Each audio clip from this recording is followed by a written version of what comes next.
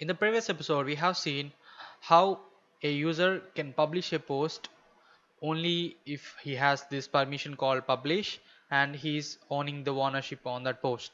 So in this episode, we are going to see what if the user doesn't have that ownership towards the post but still want to publish the post. Okay. So this kind of scenario comes when only the admin wants to make this publishing thing and others can create the post. Okay, so this kind of stuff's gonna happen in the blog. So for that I just created a new service called publish underscore others, and which is a child of that service called post. Okay, so we're gonna use that. So I already loaded into the claims, so simply I'm going to check so if the user has that particular permission. Okay, so we're gonna write another query. So I'm just gonna copy this here. Okay, so to here, yeah. So whenever we get this value, okay, so whenever we get that value, I'm going to send it to there, and I'm gonna check for blog post, and I'm gonna retrieve the post ID. So I'm gonna pass the post ID. This time I'm not going to pass the post ID. Okay, so I'm not gonna pass the post author ID.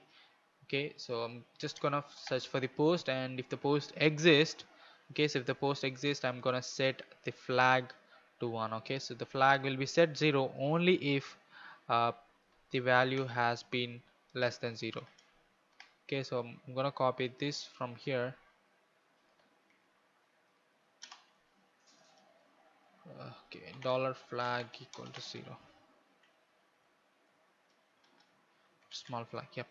So now whenever the user finds the post, okay, so if he is the owner, I'm gonna make it, and if he isn't the owner, we're gonna come here. So before we start here, so we need to check if this particular user has this permission called post underscore publish others. Okay, so since it doesn't break, okay, so we can do that.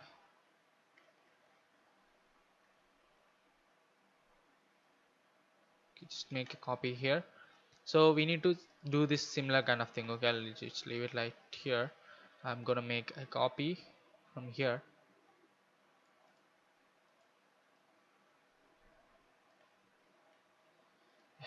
Okay, yeah. So if we had this service called post underscore others, okay, so that's what we named here. So it's post underscore publish underscore others. Yep, sorry, post on. Okay, so we're gonna start this. So in here this is what we're gonna do. So we're gonna set our flag in this manner. Okay,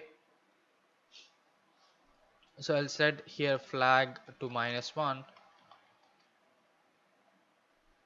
dollar flag equal to -1. Okay, so we are not going to break here at. Okay, so I'm gonna set the flag to -1 here, and here if the length is minus length less than 0, okay, I'm gonna set the flag to 0. Before that I'll check if dollar flag is equal to -1, then we'll set to flag to 0, and at the same time we're going to break. Okay, so flag 0 setting is common, but at the same time breaking the loop is also important. Okay, or else I'll set only the flag to 0.